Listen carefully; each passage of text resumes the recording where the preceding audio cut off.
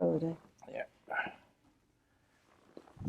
So am I speaking to you or I'm speaking to the camera? You're speaking to me. Okay. Okay, so I have the questions. Let me start. Lois, could Maybe you I should- please begin before we start questions? This is just so Yep. for later on. If you tell me your name and spell it, any other kind of information like that in regards to, say, the family plan. Want me to do that now? Yeah. Lois, Lois, Côtè, CO, sans circonflexe, DE, accent grave. Merci. I didn't know you had a circumflex in there. Yes, It otherwise makes sense. I have it, whoops, Yeah, you're good. that's okay. I had an experience when I first moved here I think it was to change my license. Okay. All that. So I was sitting there and people were going in and calling and going in. Finally, I was there an hour and a half or more. So I finally said, excuse me, will there be time to take this? They said, well, yes. And I said, well, it's the letter C and everything. Are you doing this alphabetically or how are you doing it? He said, alphabetically. And I said, well, I didn't hear my name because he said, coat.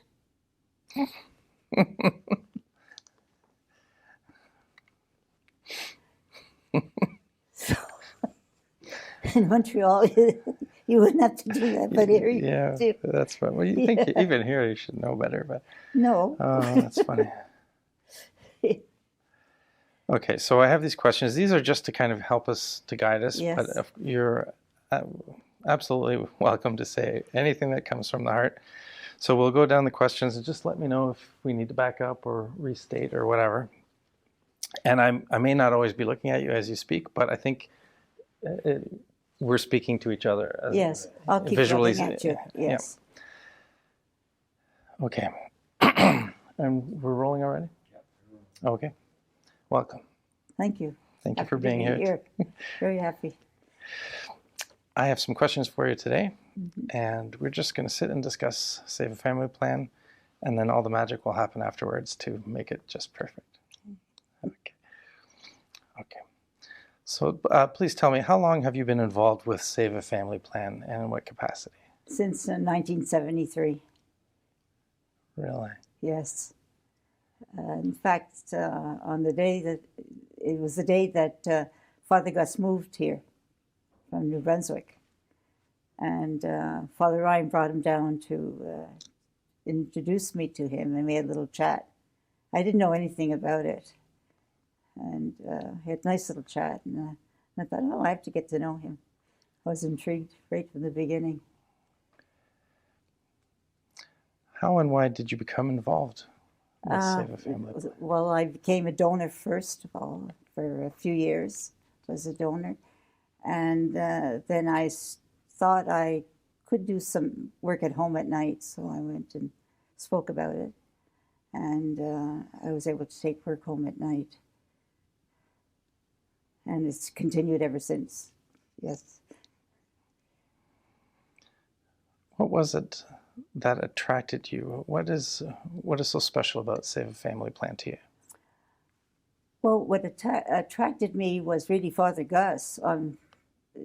His proper name, Monsignor Augustin Candesdale, but affectionately we called him Father Gus, and he loved being called Father Gus. So I'll go on with Father Gus. I was very moved by him. One thing is that I immediately saw his joy. He had a lot of joy, very joyful, filled man, and he carried a heavy load, as I learned. So I knew very little of India. My desire in life was to go to China, and I was waiting for a time that it would open up more. And so I wasn't really interested in India. But anyway, I started doing a little bit of reading about it, and I was aware that they had many famines. I was aware of that, but not much else about it. For some reason, I wasn't attracted to it, even if I saw something on TV. It didn't move me at all. But it was really Father Gus. There was something about him. I was at the time very involved with development and peace. And I had taken the course here at the seminary, Catholic Social Teaching by Father Ryan, he was the professor, and I was doing a lot of examining of my own attitudes. And I had already been interested in the poor, but the whole area of justice was new to me in a way. I was on the mentality on the charity level, and it was that course that really turned my life upside down. Course on Catholic Social Teaching. I had to really examine many things in my life, and which is still going on, I'm sure, to my last breath. And so I was intrigued by this man as a priest who obviously received permission to give to work full time for this organization that he was setting up. And it's wonderful to meet somebody with make such a solemn commitment. It touched me very deeply. And I wanted to be involved. Yes, very, very much.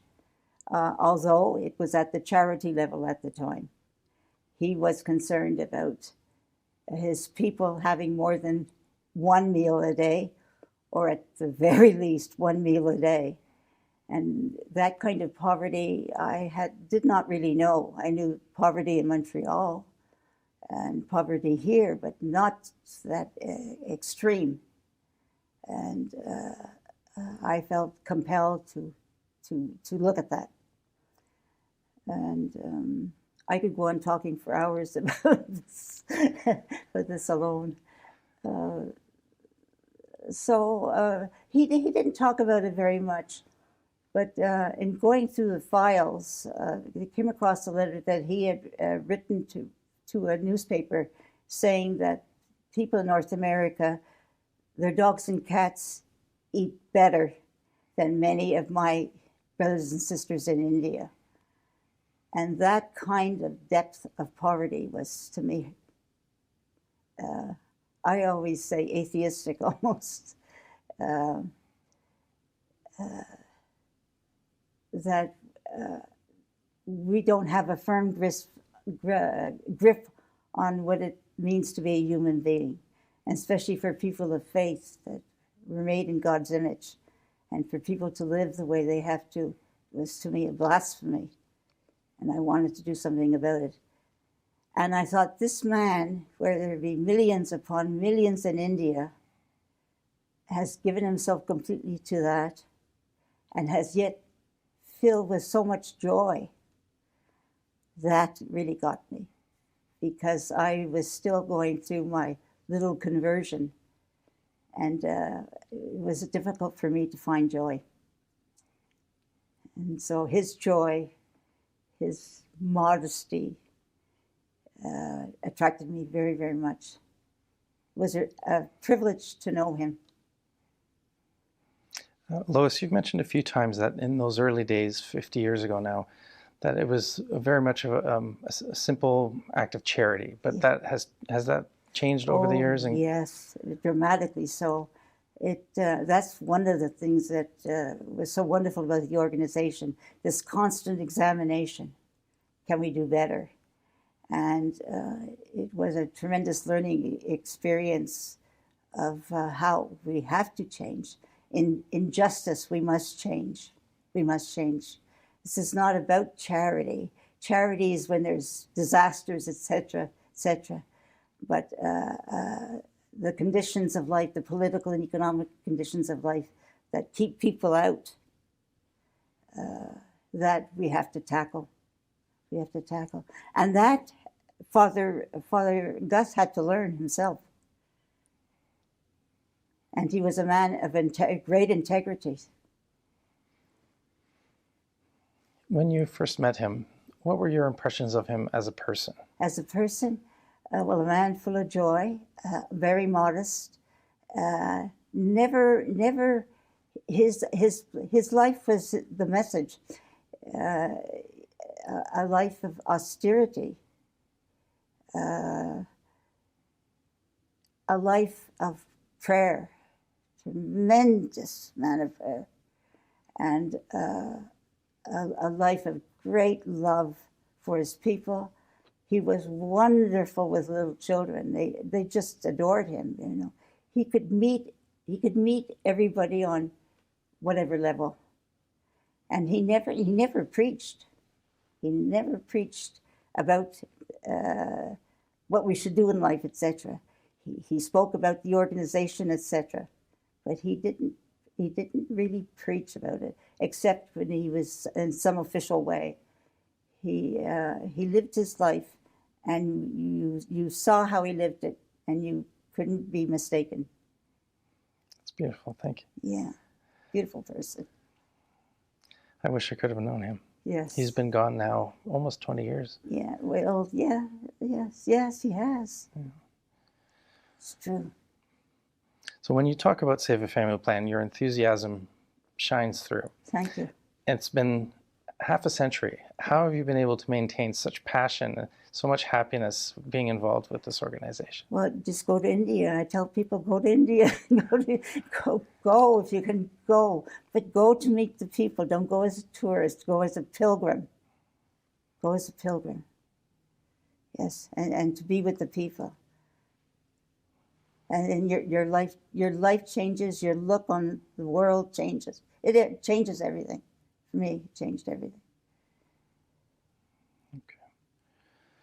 When you have traveled to India, were there people in particular or experiences that really spoke to you about that? You know, that said we're onto something. We're doing the right thing.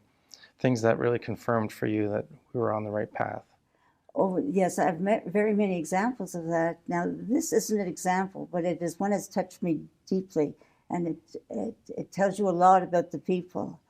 When I was at the headquarters there, a sister came in, and she came over and started speaking with me. Her name was Sister Annis, and she said to me, would you like to come and meet my people? And I said, yes, but I'm on a schedule, so I'm not too sure, but maybe we can arrange something. So I did. I spoke to the director, and he said, yes, you can go with Annie's. And I was in something. I didn't realize it. We were driving there. For us, if we wanted to come to meet my people, it's like meet my brothers and sisters, my mom and dad, my grandparents, etc., or my friends. It wasn't that at all. It was the work she was doing.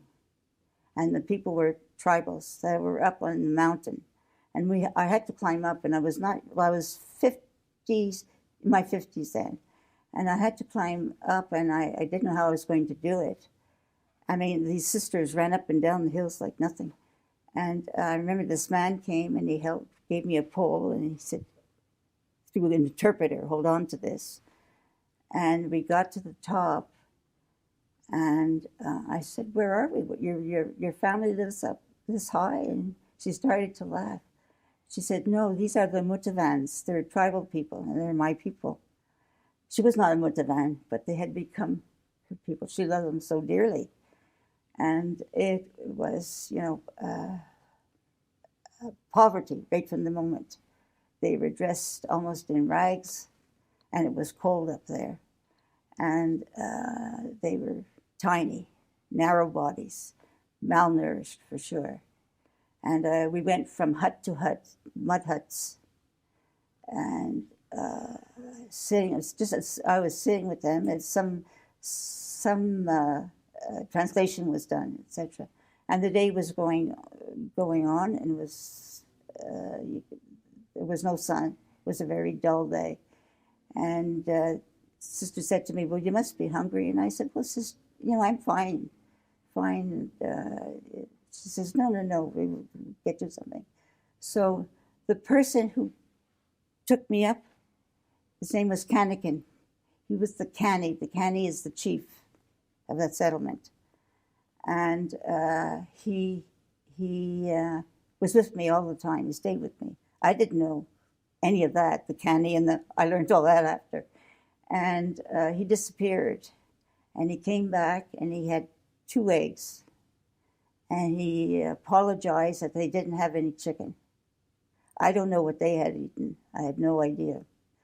And so into the hut I went, and I'm not tall, I'm like this. And I saw people there. All I could see were movement, and that it was pitch dark. And I was finally given a plate, and on it they had cooked 2 eggs. And I sat there, and nobody else had any food. And the sister said to me, "You must eat." I knew by the tone of the voice I had to do it. So I did, and I got to a point when I turned to her and I said, "Sister, I have to leave the hut. I cannot, the tears are coming and I can't stop them." And they may think I'm not happy with what they have given me. So she said, "You go out, I'll make an excuse." I went out behind the hut, and the little children, little Mutavan children, were behind the trees looking at me, just so frightened. Probably I was the first white-skinned person. And I began to sob uncontrollably. And I thought, I have to get myself under control because I have to go back into that hut. And I finally did. I went back in, and then I told her after. What went through my mind was the widow's mite. Gave all that she had when she went to the temple. And I thought, I'm experiencing that. These people are giving me all that they have, 2 eggs. I give out of my affluence. They give out of their need. And I thought I could never think of myself as being generous again. That's very powerful. Very powerful indeed. So you've been there, you've seen firsthand. Can you help us to understand people who are here in Canada, the United States, other countries? We have fast cars and beautiful homes and so on. And it's hard to understand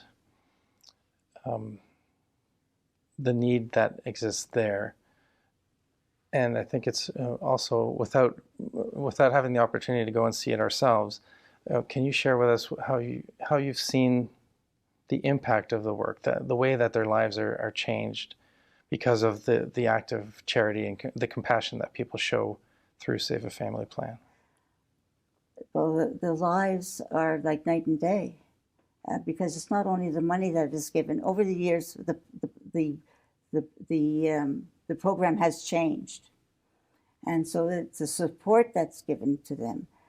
Poor people know that in the circumstances that they have not brought it on to themselves. They're born into it. They may fall into it, certainly, but they're born into it. And they know what is wrong. And they know it's not their fault. And they do have answers. What they do not know is how to go about it. And so we help them to empower themselves. We don't empower them. We're just an instrument, a tool in helping them to become empowered. And this is what they need to do. So we have coordinators that help them to learn how to budget, to make access to the government plans. There are many plans for the poor in India, government plans, but they're not spoken about to them, to the poor.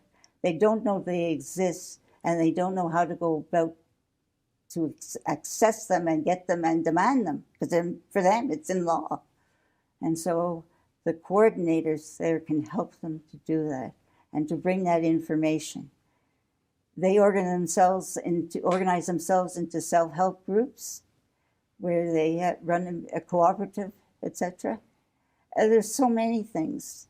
They study together, they learn, they have guest speakers. So they learn how to, for example, to make soap, how to look at the market. I don't mean the stock market, but at the market. What what can they take up to do to make their own living? They're proud people. They wanted to have the dignity of work. They have not been able to be educated, etc. So many things are against them. But they have the skills. They survive. And to survive means you have skills to do that. You have skills, and they have them. And it's to put them to a different use than they're used to. So we have worked with, I would say, 50-something years, over 100,000 people or more. So there's been vast change. Now in a country where there's 3 million people, 1.3 billion people, excuse me, that's a small drip in the ocean, but it covers very many people. But we also know that injustice, their rights are being trampled on or forgotten, and that has to change. Here and there, it has to change.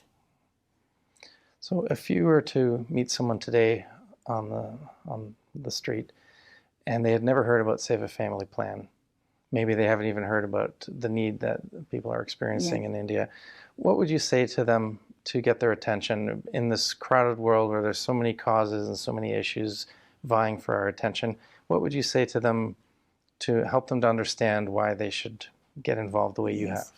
Well, to me, you have to be attentive to what people say, but you need to find a way to speak with them. And if that happens to be there, then I would tell them about if they were interested, I'd say, well, I belong to this plan and this organization, and would you like to hear about it? And I'd say, well, let's sit down, have a cup of coffee or whatever, and I can tell you, do you have time to spare? Or another time we can meet again, or etc. I always carried material on me all the time. I always happened to have something there to hand to them. I looked for every opportunity that I could. And if I knew the person and felt that they should really know about it, I would just be bold and start. Here's some material, have a look at it, and let's get a dialogue going on this. What have you found over the years really pulls on, what touches people's hearts when you do have those conversations about Save a Family Plan? Well, if they're open to it, some people say, I don't want to hear about it, and that's fine. Respect them. If they're open to it, is that you have to get across that they, in a way, are no different from you. For me, it all comes back to every single person is born in the image of God. And that the enormous dignity we have. Often we as human beings don't even know the dignity that we have. And we can always begin there. You know? So if I have that dignity, street person has that dignity. And my attitude needs to change.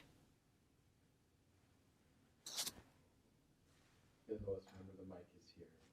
Sorry. That's all right. It's okay? Thank you. I'm sorry. Yeah, I found I was starting to touch it as well. Yeah. Something that isn't on here, but we might enjoy talking about it. You know Bishop Sebastian very well. You Yes. worked with him for many years. Can you tell us about what it's like working with him and his important role as our partner, because he's in India and also works very closely with us out of this office here in Canada. He also worked here for 14 years as well. So he knows it from the Canadian angle and the Indian angle. He's another extraordinary person. You don't meet people like that too well. At least I don't. He came when he was very young, in his early 30s. And he didn't want to come here at all. He tried getting out of it. And he said, my parents are getting older, and older there for them is your 60s. And I should be at home. I wanted to do their funeral. And the bishop said to him, don't worry, I'll take care of the funeral. Everything he said, the bishop had another answer. He said, you just go. And we had 2 priests that come in and not worked out. So I think they knew Father Sebastian that he would be all right when he got here. It was very difficult when he came. It was very, very difficult. I remember one day he would say the Mass at Marion Villa, and of course I lived right next door, and I would pick him up and bring him back, and we'd get talking a little bit. He was always, again, very joy-filled, beautiful smile, everything. Lovely, lovely mannered person. And it was the winter, and we were walking up on where we used to come in the side door, and to this building. And I said to him, "Isn't it beautiful?" And the sun was shining, and the snow was sparkling. And he turned to me and he said, "Oh, I want to meet people that have my color of skin." And I realized this man is so terribly homesick, terribly, terribly homesick. Nothing agreed with him, the food and sleeping patterns, everything changed. And he spoke English, but so missed his language, everything. And he was not used to working with women. And that office was full of women. So he had so many adjustments. But what he also had was commitment. And he too is a person of deep prayer. And Father Gus was still here for the first so many months. Father Gus then returned to India, and Father was here. And he said, "Give it one more month, give it one more month." And so he stayed. And he loved being in Canada. He loved the Canadian church. He loved the people. He loved the way we do things. He couldn't believe that on the weekends, because he was working here, so he wasn't the pastor in the parish, that you had time off. There was no understanding there in India that priests took time off. Out of the question. They don't have a holiday. Not at all. It's very, very different. Couldn't believe it, But he in a very short while, he became known, and he was asked to do so many things, masses, and belong to groups, and speak to people, etc. He was in great, great demand. A wonderful person. People who were having issues with the church, etc., he could speak with them and meet their needs. Always faithful to what he believed, but it was his humanity that came through. Thank you. When you look back on these many years, how would you say how do you feel Save a Family Plan has shaped your life, has changed it and molded it? Well, in one way, it almost became my life, although I was working here in a seminary. The director of the library, and I was eventually I was on faculty, formation faculty itself. But my avocation was Save a Family Plan. It took up a lot of my time. Father Sebastian asked me once to go to Mass with him on the weekend in the parish. So I said, "Yeah, I'll do that. It's fine." Well, and then I thought he should be talking about SAFP. He should bring material with him. So I told him, I said, "Why don't you do that?" He said, "Would you come along?" I said, "I'd be delighted to come along." So we started weekend after weekend doing that. And it was a wonderful time for him, because he was beginning to meet many people, get to know people. And I was getting to know different areas of the diocese too. Mm-hmm. And how many wonderful people they were, and welcomed us, and it was a wonderful time. It was a wonderful time. And he's a tremendous preacher. Tremendous, highly gifted. Highly gifted. He's a person of many, many gifts, and remains humble. He was a humble man. And I'm sure he was even going over his life, because when he came here, he didn't want to come here. He didn't know anything about Save a Family Plan. And he wasn't in that kind of world. He was a secretary to the cardinal or something like that. So it was a complete change. And And he learned about himself. When you're thrown into a situation where there are very few, in a sense, comforts, etc., you get to know yourself through your reactions. So it was a wonderful learning for him. Wonderful. So if you've had this conversation with someone and they're moved to become involved, what's the first step? What should they do? How can they make a difference? Well, if it was a face-to-face thing, I would ask them, what's your work? What would you do? Is there something specific that you feel that you want to get involved in this? It would depend, But I'd always say the best thing you can do is to come and speak to the executive director. And who was wonderful about that was Father Sebastian. I went to a deanery meeting. That the diocese is divided into deaneries. I went to a deanery meeting, and it happened to be somebody who came to give a talk on community living London. And I was very taken up with this. When I came back, I said, Father, you should call them and see if they're able to come and do some volunteer work here, etc. And that's how that wonderful association became a way of life for them and for us.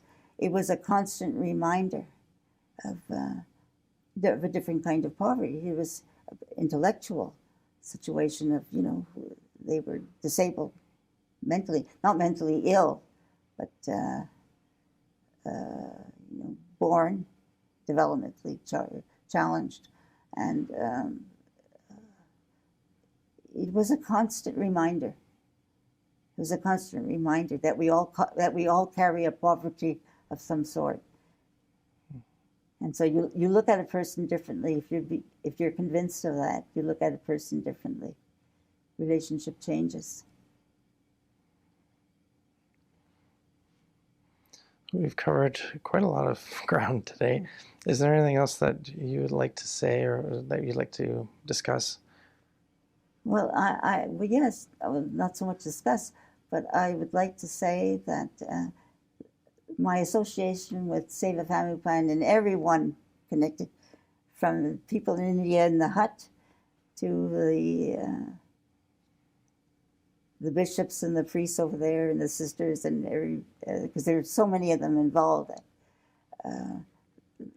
that this is a gift. Save a Family Plan is a gift. It's a gift to all of us, a tremendous gift. And I feel so very grateful that I have been a part of that. It has enriched my life immensely. And especially like the Mudavans and these people, they have changed my way of thinking. They have made me question a lot. And the quality, I used to think, and I still do think, no wonder Jesus wanted to be with them when he was on earth, because they could hear him.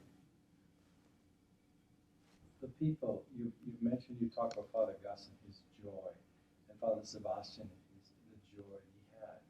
And the people who are poor and poverty, but did they have this joy too? Yes. Tell me about that. Tell me about that. Yeah, Tell me a story it's such a contradiction, isn't it? It seems like such a contradiction to me. They know how to celebrate. They simply know how to celebrate, and they will have the little money they have. They will buy what they need for the celebration. And then when I stopped telling it to people, because they kept saying, "Well, aren't they stupid? The little money they have, they spend." And I kept saying, but they don't think the way we do. They don't think the way we do. For them is that if you have something, you want to celebrate it. And you want to include as many people as you can in the celebration. That's how they think. Because they have life. Because they have somebody who loves them and cares for them. That's how they see life. What for us, we take for granted. For them, they do not take for granted. They live for today. They may not be here tomorrow. That's how they see it. They live. And it's a beautiful, beautiful way to live. We don't need, I am convinced that we are so filled with stuff, it suffocates what is the best in us. It suffocates it. We can't, because we're taking care of the stuff. That's what drove me crazy when I came home. I thought, what am I doing with all this stuff? Is that some of the obstacles that maybe are blocking Canadians from seeing their need in their brothers and helping in India? Could be. It could be. I don't want to make a judgment on anybody, but it could very well be. We don't need this stuff. The present executive director, Father Marshall, now you haven't met him. No. Father Marshall, he said to me, you know, Lois, whenever I think of going out and buying something, first thing I do is I ask myself, do I need it? Do I need it? We never have enough. We always want more. And some people would say, and I've seen it written, we're stealing from the poor being that way. They have a right to come in and take the coat. We have 4 or 5 coats. They have a right to come in and take that coat. We're wearing and enjoying ourselves with stuff that belongs to the poor.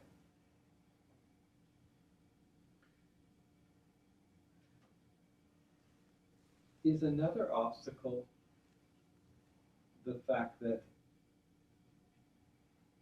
in Canada we're made up of all different peoples of different colors, but do we not identify with them because they are brown?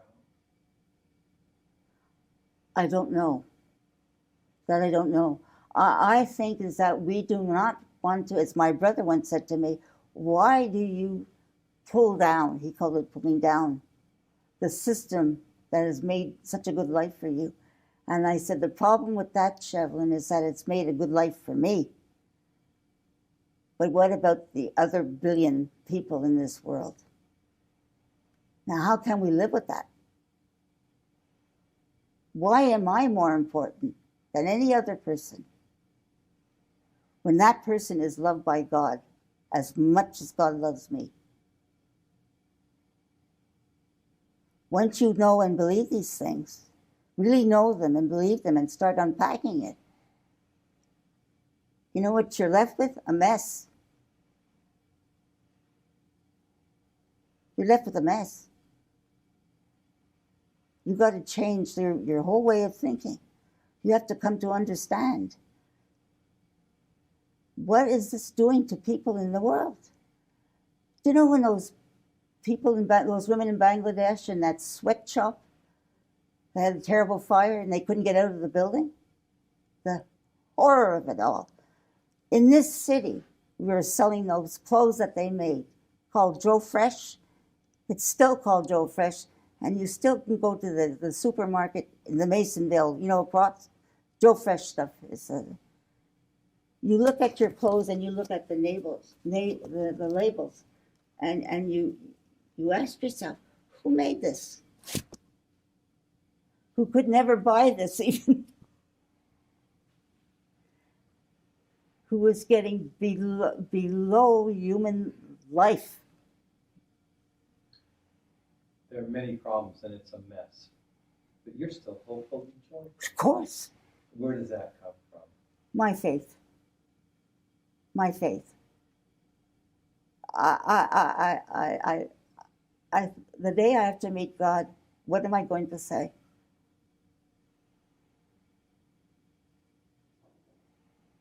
What am I going to say?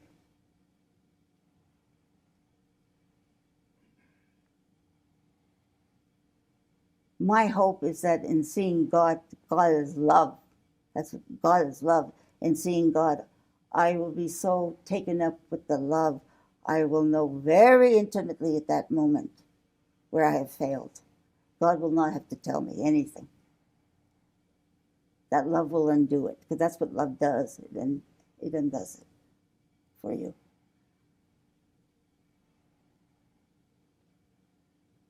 I believe that. I think of Jesus' story of the sheep and the goats. Yep. When did I see you, Lord? Yeah. When did I feed you? When did I clothe you? When you clothed the least. Yes. My brothers and sisters. Yeah. You did this for me too. Yeah. And where does that come from? It's from that dignity. Dignity. Listen to people's conversations. People who make jokes about gay people. And they're in the presence of a gay person, but they don't know it. How does that person feel?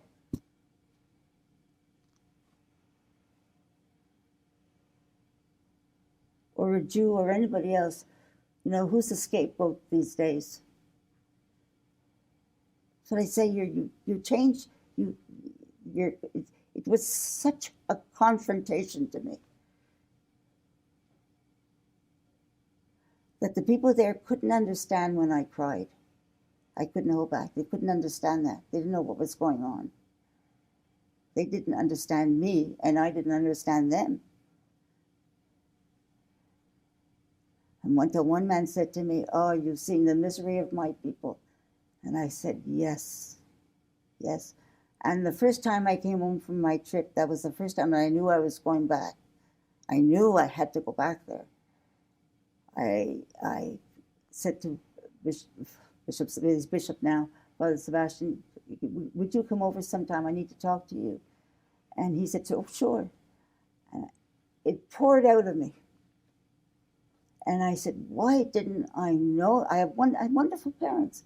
Why didn't I know this? And he said, it doesn't matter, Lois, now. You know it now.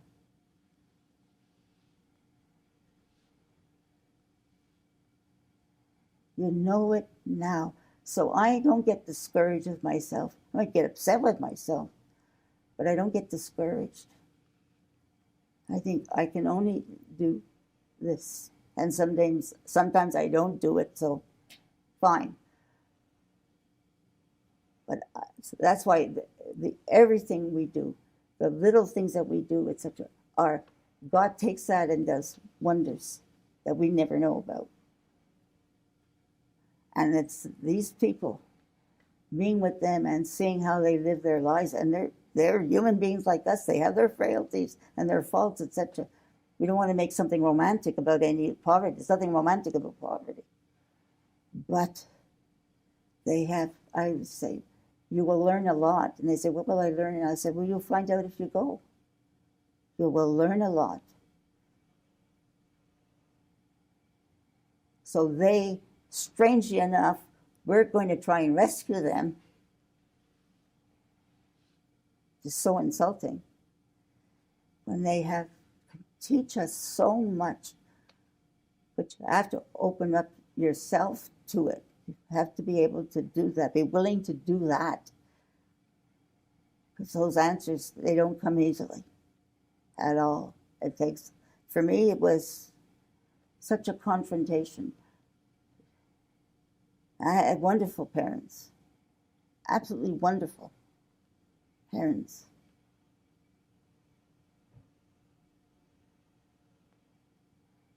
I went to Catholic schools from first grade to the end of my BA in Catholic, fully Catholic, and I never heard anything about Catholic social teaching.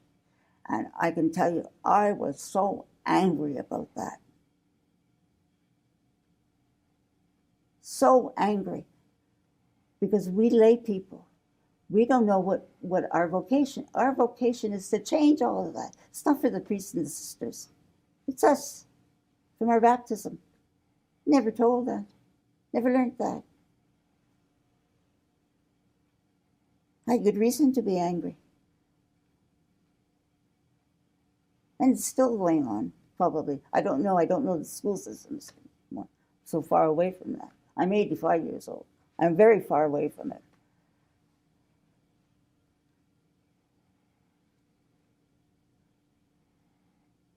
That beautiful body of teaching and we don't have it. What a failure is that? What a terrible failure is that?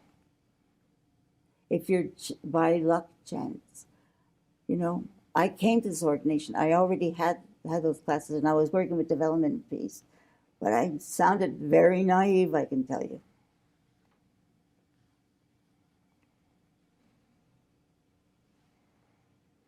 You have another thought, Nelson? Yeah, I have one other thought. For us, especially of those who've had the chance to learn Catholic teaching and to read the gospel and to know the message of Christ, sadly, even in the Catholic schools, many young people now don't know those stories and those teachings. Maybe we're going a bit off topic here, but how do you think we can reach those people who are maybe who've are not steeped in the church, or who've forgotten those stories from when they were younger and have not stayed in the church, or who've strayed? Surely there's room for them as well, and I hope that we'll. For everybody, Can there's you room see? for everybody. This is it, but this is in this the kind of culture we live. We don't find room very often. We don't even know how to do that. And it's not, I mean, you know, in India, there's the terrible evil of the caste system. It's enormous. There's nothing wonderful about that. And especially, it's deadly for women. That's a whole other issue. Big days on that. That would, by sheer, I don't know what, the grace of God, you want to call it, I was able to have that. But I have a tremendous responsibility. It gave me a vocabulary. I could speak about it. You know, it's really what is deepest in us, every one of us. It's there. But you've been cheated, and I've been cheated. And you can take the course here. You can take courses here if you want to, you know. You may want to think about it. I don't know who's teaching it now. I was just going to say, now that Father Frank is retired, there must be someone new who's teaching it. Maybe, I don't know. But anyway, a lot depends on the professor. And I've done a lot of studying and taken many courses. And a lot, you pick up from the professor how they think and how they want to live their life, and you pick that up. And it has a profound effect on us as young people. The other thing, too, is that something needs to come from the home. What came from the home, my home was an understanding of charity, but certainly not justice, although I would say my parents tried to be justice. But I mean, they weren't out to change a system.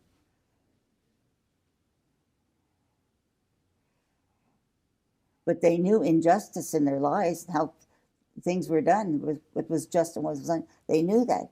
Did they know how to deal with it? I don't know.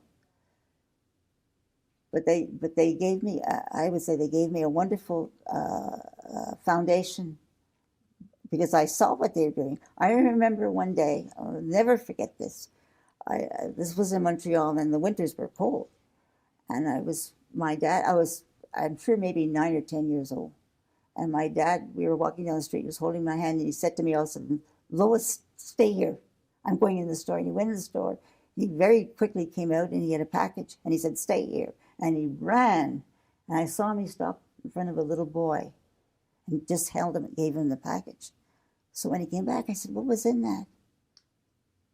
He said, "A hat, gloves, and a scarf." He saw that little boy didn't have those things in that cold day. Now, that never left me. And he said, "Lois, you need to look at people and see." But if we're solely caught up in ourselves, and that's what we have on our mind, you know, to get this and that and have more, and et cetera, et cetera, et cetera. then you can't see these things. And then if anyone tells you about something else, you may become defensive because you don't like being told, look at this, this is not right, etc. We don't like that. And so they're closed, they stay closed. Maybe then you quietly say a little prayer. God, help us to be open. And down the road something will happen. And not to judge the person. I had to learn that you don't judge people. You see things, but you don't judge them. And where my mother learned that was not from her mother or something. She told me the story she brought up in Montreal too. And where they lived, there were a few houses. It was considered almost outside the city. Now, of course, it's miles and miles. And her mother used to there were 8 children, make a picnic basket, and they go out and sit in the field and that. And she noticed, and other women did that same thing. And she noticed this young woman was at a tree, leaning against a tree, with a very sad look on her face. And she said to her mom, why is that woman like that? Oh, she had a baby. So therefore she was not married, was not welcome in. And my mother, that young, she says, I never stopped seeing that young woman in my, that affected her terribly. There was exclusion in its nasty, crude form. And those were all Catholics, all going to church and everything. And for the life of them, they couldn't see.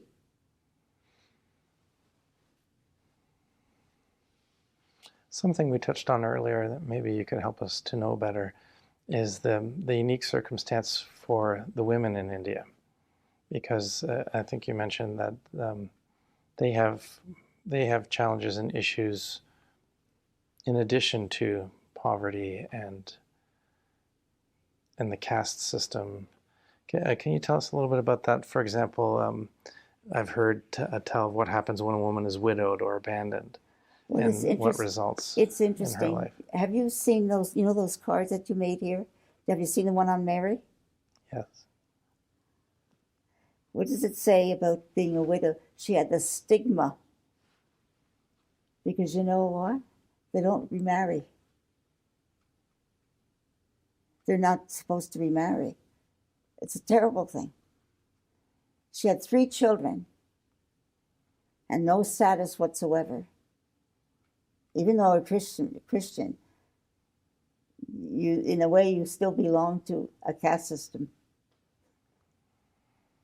Because you may be an untouchable or whatever. A Dalit, that's their name they give to themselves. It's Dalit, meaning the broken one, the oppressed one.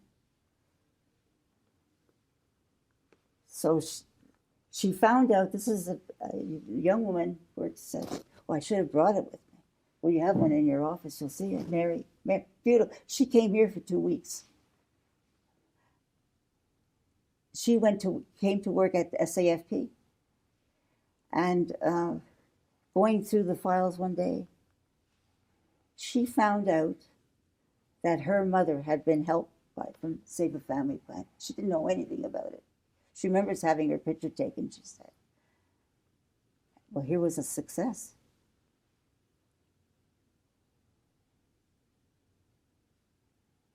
Well, I would say must be over 100,000 people who have changed their lives.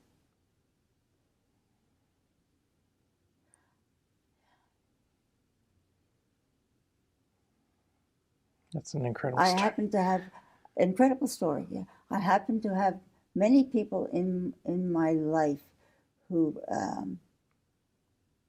One was I was a nursing student for a while, and I remember listening. I can't think of his name. His name is gone, and he was a priest. We go to mass, and he said, "You nurses, you're soon-to-be nurses. you need to give 2 years of your life to nursing. So don't get married for at least 2 years, he said, and give it. You owe that to the community that's educated you. It's your time to give. And I'm thinking, who the heck is this boy telling me that? You know, I just thought, this is the craziest thing. But then I can't get rid of these things. They pop back into my mind again. And I thought, he's right. We don't do any of this alone. This is my money. I've done it. No. We've received all kinds of help in our lives. It's paid by tax. That's why, the common good, we lost a sense of the common good. Dangerous, very, very dangerous. And it's being whittled away. Private clinics now and the health system and blah, blah, blah. It's been whittled away. Very dangerous. There is so much happening. It's a constant questioning. It's a constant questioning. Because the culture has become so coarse in so many ways. I don't know how many friends that I have that told me the biggest problem I have is the parents of my child's friends. Because the values have changed, so values, they've gone, but anyway, they're replaced with other values. Very hard to fight.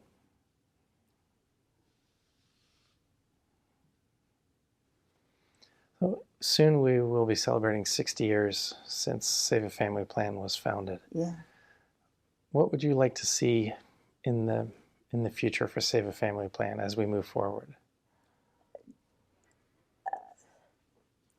To keep our simplicity. To look at how money is spent. To look how do we look upon money? And that's money donated. See, for Father Gus, the money that he received, that was sacred for him. And so he said, we have no right to abuse it by not doing what we should be doing.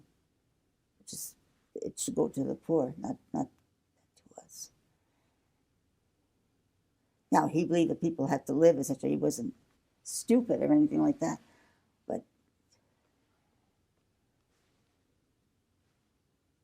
so simplicity, modesty, be modest about what we do.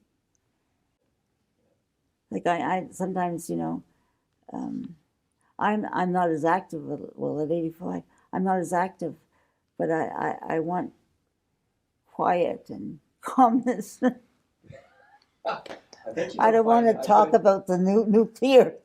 I bet you don't find quiet in India. Is it a noisy place? This place like a morgue. No, I mean in India. In India, oh. Noisy? It's people. The cities are terrible and dirty, and oh my God, goodness me! And then the people who sweep the street, they're the untouchables. I know who they are, and you sort of smile at them, and they just look at you. I think some of them feel absolute contempt for us.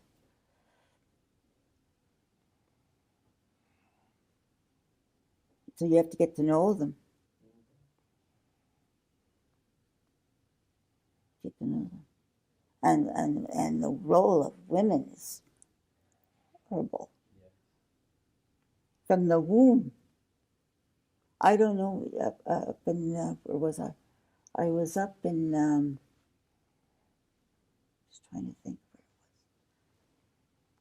where the Sikhs are. What's that state? Oh. Anyway, and, I can't.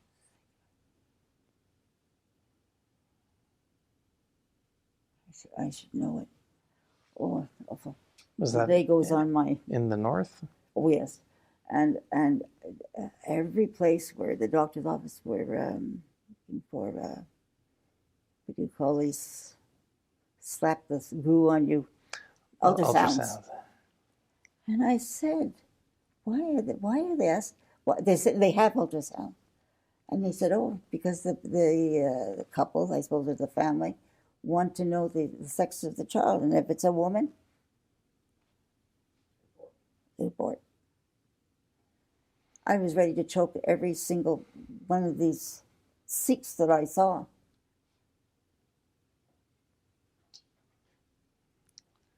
That's really sad. And they're valued to such an extent. And I can tell you another story. I used to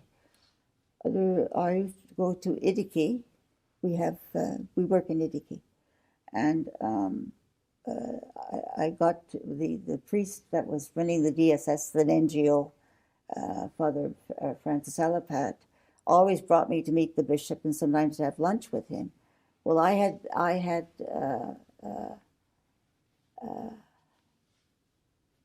been around and north and come down, and I know where it was. It was in Uttar Pradesh. And I went to a village. I got sick. And I went to a village, and I knew in that village I felt very terrible evil. I felt it. And I got back to the village. It was only about a mile from where I was staying. And that night and the next day I was very sick. And I could not get the picture that I had. The men looked good to a certain extent. And then the boys, a little bit less. And the girls, even more less. And the women, an abomination. They got the scraps. If there's any food left, they got it. And then I was told this story, so please don't be offended. It's very raw. When I was sick, the priest there, who was a very odd man, I said, I have to get some medication. There's something going on with me. And they said, well, we have a sister who's the sort of the senior medical person for an area. She's coming tomorrow. So she came, she dropped in to see me, and I said, I'm not well. And by then, I had burning fever and everything else. And I said, but I need to speak to you. And she said, well, you can't do it now, but I'll be back. And you're too sick.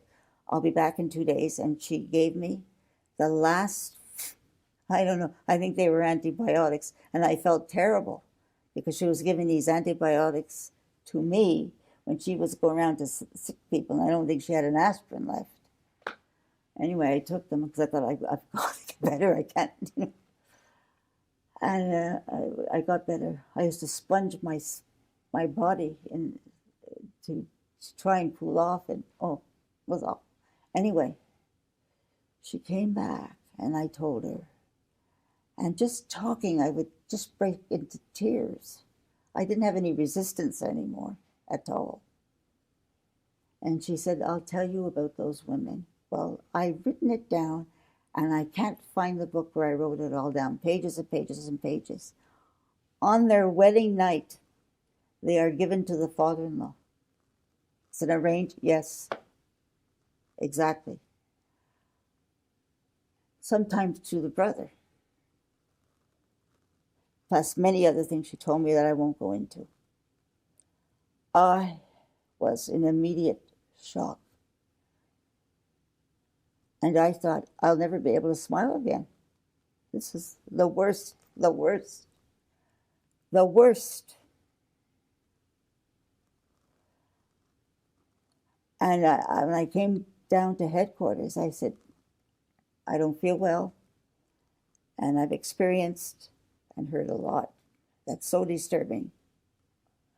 I cannot be cheerful. I was always cheerful going down, happy to meet the people and everything else. And they said, was the priest there? He said, well, what happened? And I said, you really don't want to? Oh, no, I want to know it. And I told him. And I said, they're being killed or beaten if they don't produce a boy child. I said, it's the male who determines the sex of the child. And do you know what his response was to that? To me? Well, maybe that's why we're superior. Well, I thought there's no beginning and no end to this. What goes on in their homes, what goes on in the seminary, what goes on in the church, period. I mean, how do you beat this? So, and I get up, Father Francis Albert came to bring me to, we're having lunch with the bishop, and he says to Bishop George, wonderful man, he said, Lois is not very happy today. She's had a hard time. And the bishop said, well, where were you? And I told him where I was, Valley District. I'll always remember that. And he said to me, oh, I know it. I spent a week there. And I said, Bishop, the women, I said, what are you men doing? What are you doing? I said, get off the abortion thing and get down about the women. So I said, that's not the only evil in the world. I said, those that are out of the womb, make it out of the womb. You're killing them with these so-called traditions. And he said to me, not only there, but here. I said, what do you mean here? He said, I was at a hospital this morning, and he said, this is a Catholic family, and the father told me, this is the third daughter that the mother had. I guess the mother told him, because the father wasn't there, that he was not to bring the baby home. He didn't want another girl. And I thought, here we go again. The woman's being blamed. She's been treated like dirt by the attitude of this man. I could tell what kind of house they ran. And I thought, God, I don't even think you're powerful enough to get through this. You say the family plan is working there, working with women, Yes. empowering women. Can you tell me a story about a woman where you've seen her life change and improve Yes. because of the help Yes. of the family plan? Yes. Yes. And it's not easy work, because even the women have a lot of fears. They know they're going to be beaten by the men. I mean, I had stories, unbelievable. I have stories until, the cows come home, as they say, about all this stuff. And you sit there and you think, what can I do? And the other men, keep doing what you're doing. Nothing else. Can you tell me about a particular woman that comes to mind, maybe that is that with the help of Save the Family Plan has broken out of some of this? Well, there's another place where I was in Mysore. And this was took place in the 90s. And I was with this self-help group. What a wonderful experience that was. And all of a sudden, this woman came in. And then they all greeted her and everything else, and they were talking. And the Indians love to talk. They're very chatty people. And I said, what are they saying? And she told her husband, she said, we heard that they knew that a foreigner was coming. She told her husband, there's something special, and no, she didn't tell him. She told her husband that she had to go out to go to the washroom in the field because no toilets. Half that population has no toilet, by the way. 2023, man on the moon. And 500 million people don't have the privacy of a toilet. Never mind when the monsoon comes and all that waste goes everywhere with people in bare feet who have sores. The consequences of that alone. And she had to tell her husband that. He wouldn't have let her come. And we all got up. You know what we sang? We shall overcome.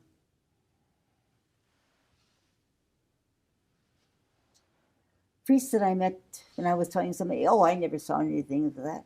I said, that's odd that you say that to me. And he was, right away, he was bristling. And I thought, no, I'm not sparing you at all. You're going to get a mouthful from me. I don't care. I've had it. I've had it.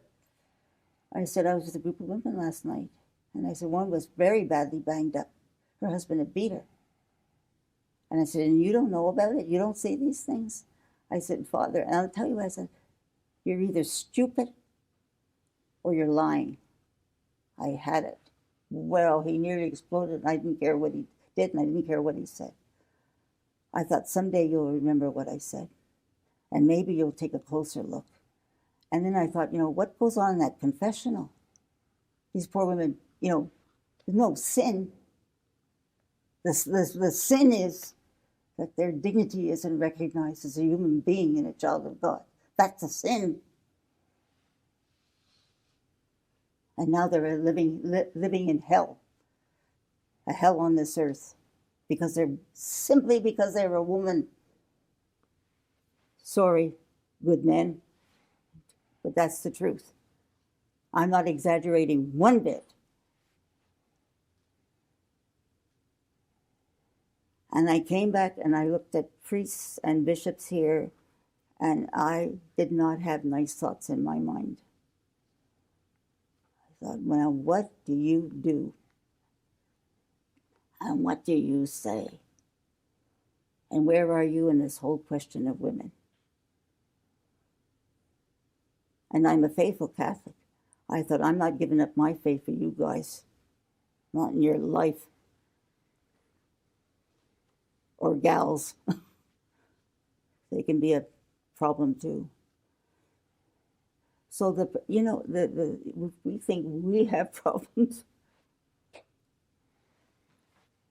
And there's domestic violence here. There's all these things here, but in small numbers, and it's horrible and has to be addressed constantly.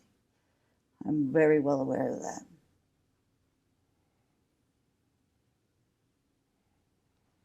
So I think, go there. Try and go there and spend some time. I want you to go. And spend some time. And look. And listen. Don't make a judgment there. Just don't answer. Please don't answer anything. Just observe and ask questions.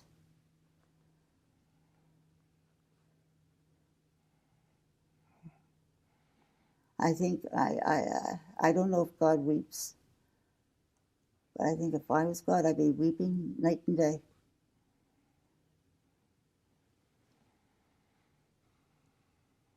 This is what you've done to my people, my children.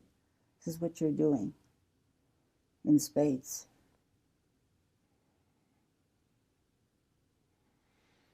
As hard as their plight is, hopefully some of our programs and some of our activities have helped those moms and those daughters. Enormously. And we now with the new FCRA and that, we can't pay for the animators, so we don't have them. These wonderful, wonderful people. Government wrote a bill. Mm-hmm.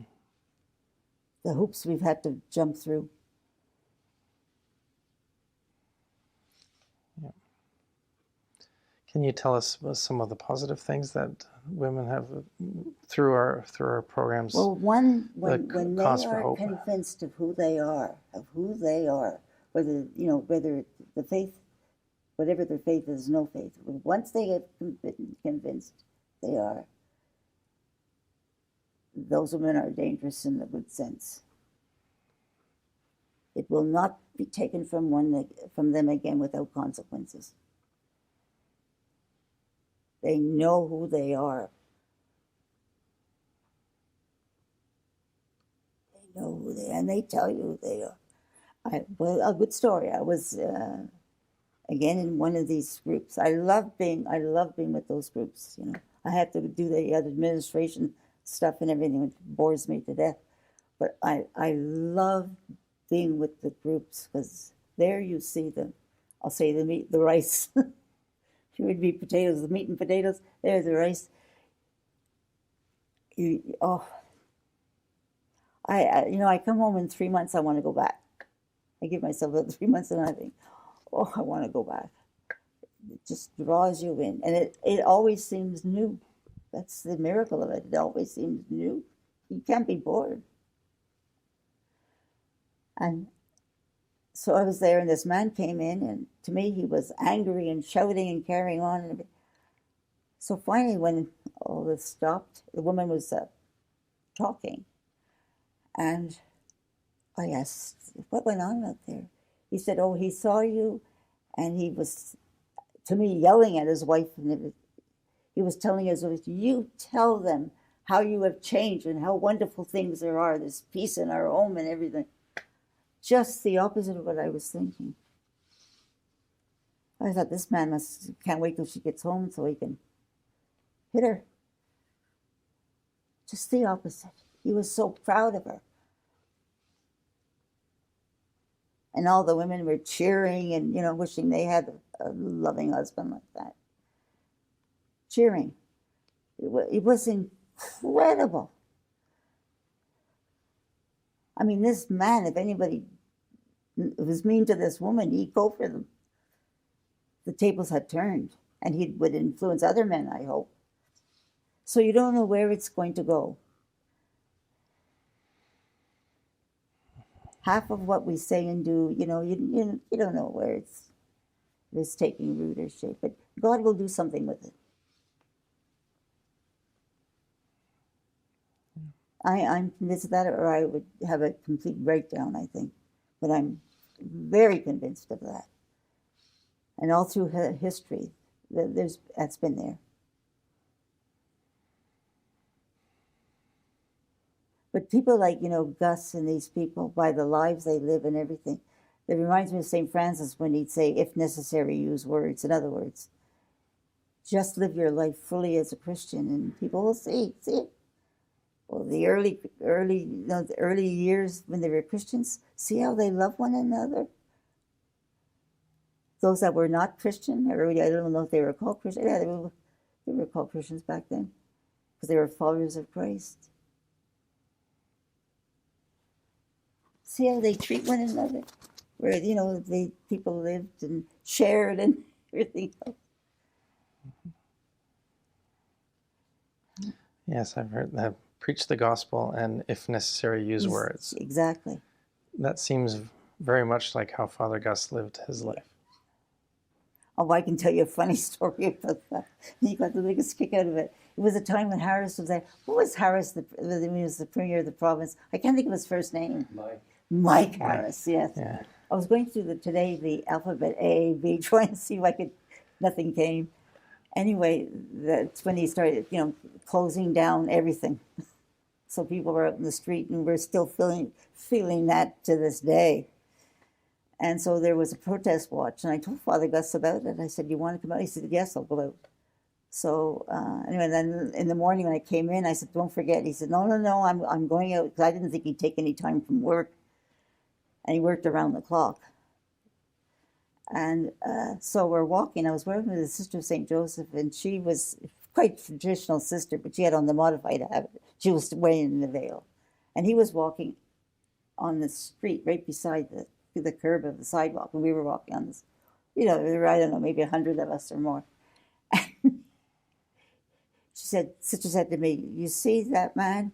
We're walking for him." She saw him as a street person, because he was the way he was dressed and everything else. I never told who it was. I never told her. But I couldn't wait. I told him. Well, he laughed with the loudest laugh. I think he was so happy because he was doing everything to be identified with the poor in this country. Everything. When he left, he gave me his yogurt maker. It hadn't been washed. Yeah.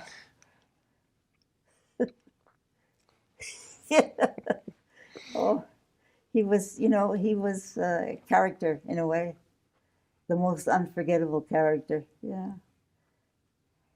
And he was so sick. He had a heart attack. He had terrible asthma. He suffered so much. Used to go walking about 4 a.m. in the morning. It was very clear then. And one day, the doorbell rang about 4:30 in the morning, and he said, "It's Father Gus, Lois." I said, "What's wrong?" He said, "I forgot to take my keys and I can't get back." I said, "Well, come on up." And I said, will you come in? We'll make you a cup of tea or something." He said, "No, no, no." He looked at me horrified. So I stood there with my pajamas on. So anyway, I gave him the key. And I said, "What made you think of me?" He said, "Well, I knew you'd be up praying." I wasn't. I was in bed sleeping. He just thought, they all live like that. He didn't think of it. There was anything extraordinary about him or anything. This is the way, this is what you do. Oh, there was like a sweet innocence, a beautiful, sweet innocence. So refreshing and so wonderful, I really missed him when he went back. I'd always go and spend a couple of days with him anyway. He lived we used to have, build homes of healing for the elderly and the cripples, and oh my, something else. And he would go and stay with them. That's where I saw him with the children. Oh, hours of prayer in the chapel, just hours. I asked him one day, "What are you doing? Like, what's going on in you when you're there?" He said, "People write to me all the time about their problems, and we have our own problems doing things." And I said, "Oh, yeah." And he said, "I go in and I sit and I just stay there and I look at the tabernacle. I'm there with Jesus." And he said, I tell him all these things that are going on in my life. And he said, "I wait and I wait and I wait." And then he said, when it comes into my mind a possible solution, it's time to leave and get back to work. And I said, "Does it always work?" He said, "No, it doesn't. I go back and I tell Jesus, it didn't work. Do you have any other ideas?" What now? He wasn't in ecstasy or anything else. He was just pure meat and potatoes, This is the person you go to. Lois, you mentioned the Sisters of St. Joseph, and we have quite a long history working in solidarity with them. Yeah. And in fact, they have, for a number of years now, given us grants every year. Can you tell us about their participation in Save a Family Plan? I think it must have begun maybe with the time when Gus was here.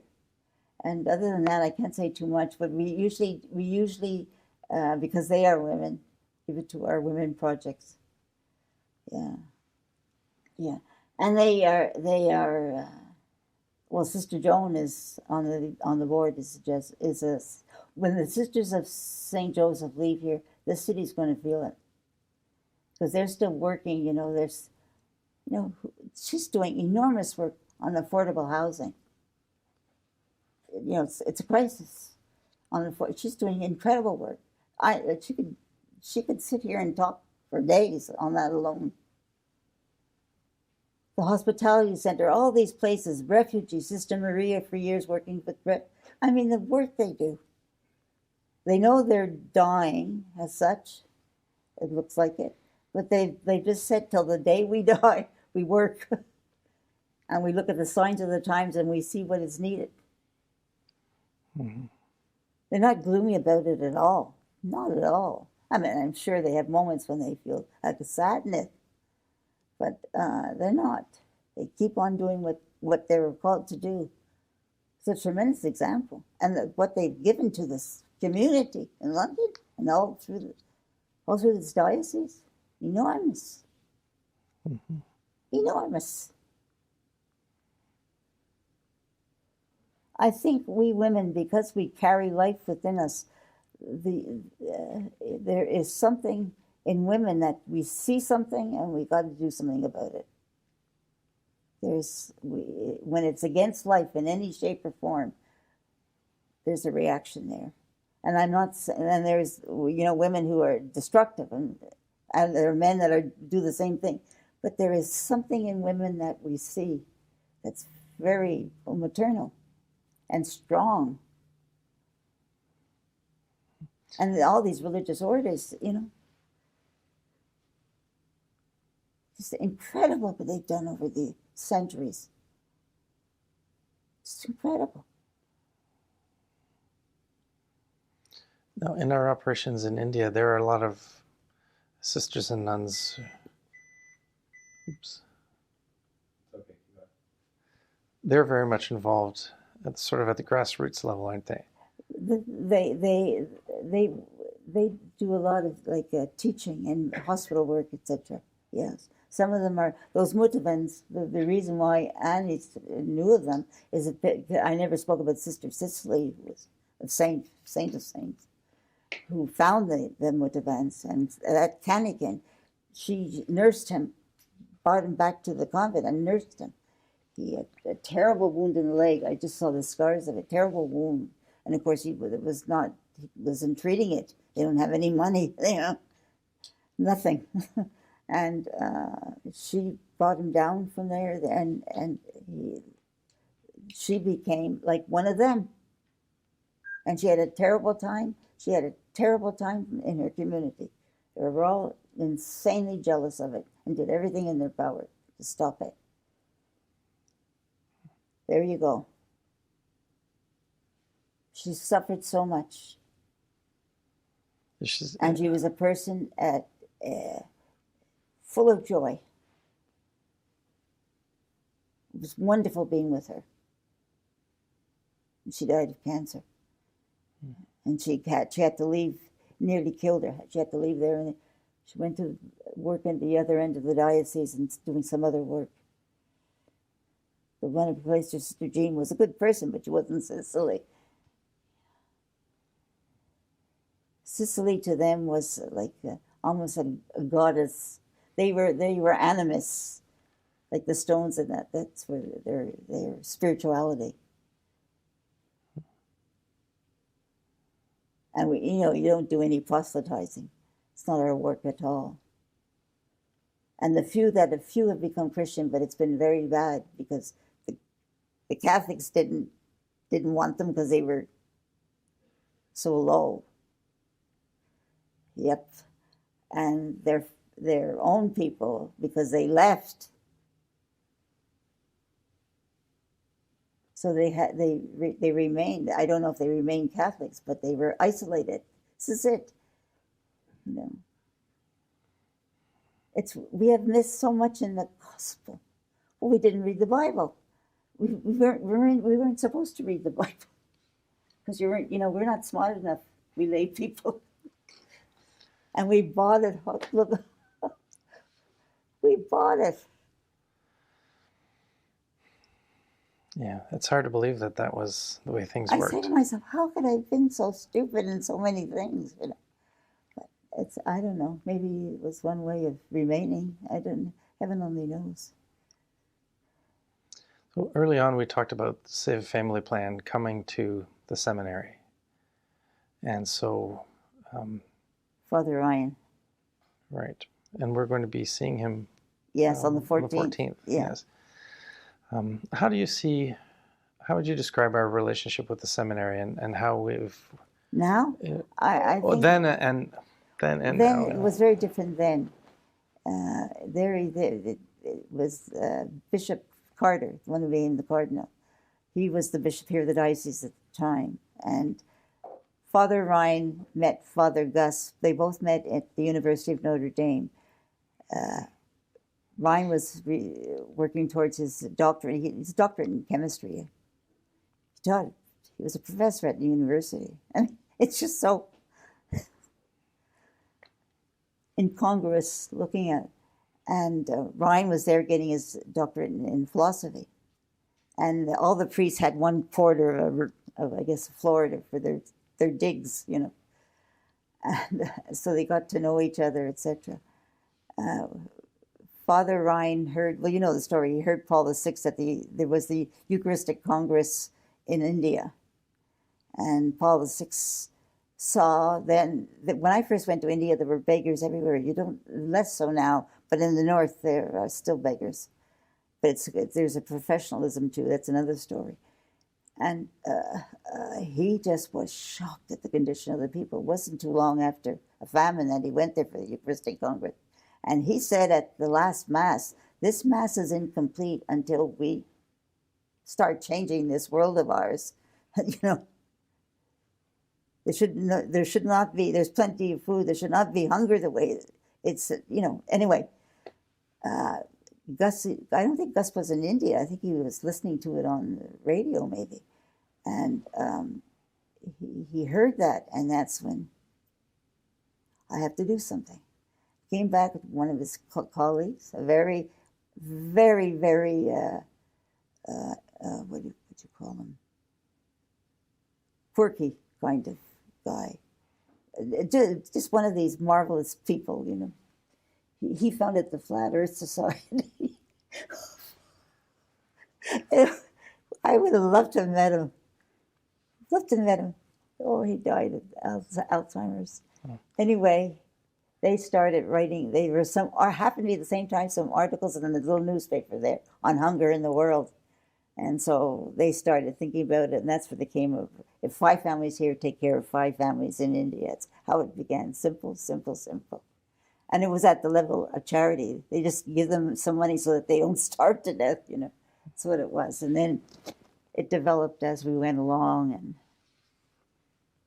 and we're still, you know, have a lot of challenges, and we keep at it. So on a day-to-day... Anyway, no, before I finish that, I'm going to finish it, is so... Gus got in touch with Father Ryan and said, I've had a heart attack and I need to find a place to live and to bring the plan, etc. So he said, if there be any religious communities where I could just stay all at once, a room to sleep in and one room to work. And it was just after the Vatican Council, so the sisters, and they were in the document on the consecrated people, they were asked to go back and to look at their charism again to see if they were being faithful to it. So there's this big, long study that went on, and they said, no, we can't do anything else. We're dealing with this. So Wine didn't want to say, no, we can't find it. So he went to Father Carrigan, who was the rector here, and told him about this. And he said, no, oh, he's fine with us. He said, oh, we can do it, but you have to go to the bishop. Went to the bishop. And the bishop said, yes. And as... he doesn't pay for his room and board, and we don't expect any money from SAFP. And so he came here, and on the day he appeared here, when he was going, he was going around every summer when he was teaching. He was going around to different parts of North America, explaining the plan. And there was a certain amount of, he didn't do too badly, but it could all be held by, it all could be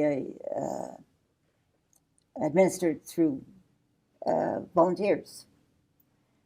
But when it came here, it just shot up. An enormous number of people, huge. And you had to start having he had one helper.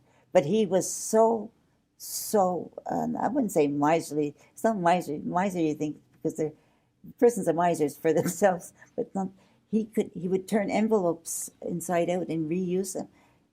Pencils, they had to be this much left before he would throw it out. You know, everything. And his idea was that money was given to you, and it was to go to the poor and should not be used for anything else.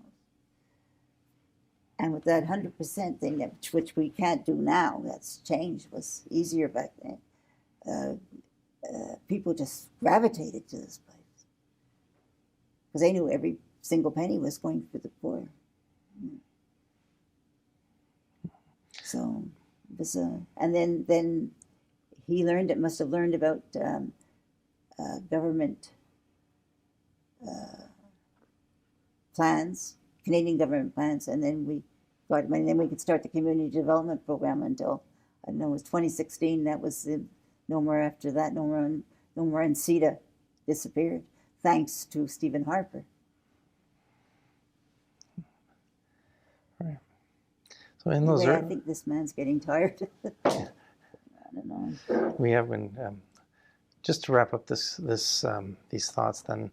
So in those days, the Father Gus was very much a part of the seminary, and it sounds like the seminary is very much a part of It was, but Civic he was, Family Plan.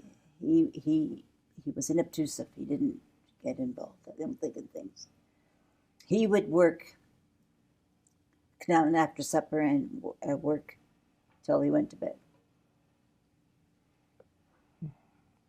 He utterly full time. He's fully engaged.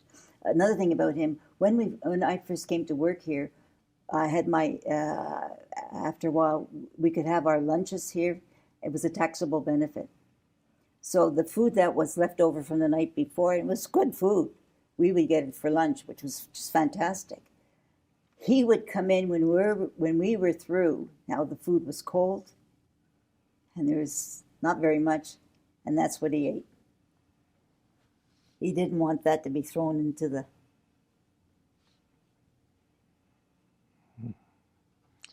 A real man Well, you of can't see that example. and not ask questions. Yeah.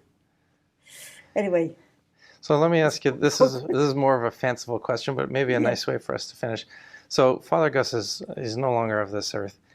If you were to meet him in paradise someday, just throw my arms around and kiss him. you've anticipated my question. After that, what would you say to him? What would you say? Thank you. Thank you. I told him he was a force in my life. No. Well done, good and faithful servant. Beautiful.